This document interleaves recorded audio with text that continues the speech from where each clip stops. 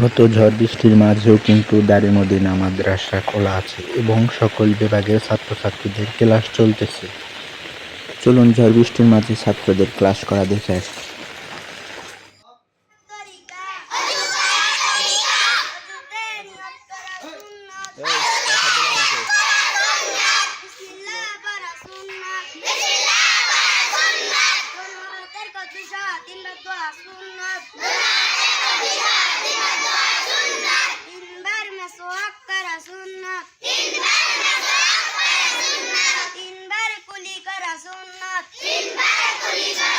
বৃষ্টির মাঝে টিফিনের সময় ছাত্ররা বাইরে গিয়ে খেলাধুলা করতে পারতেছে না, তাই ভিতরে বসেই পড়াশোনা করতেছে।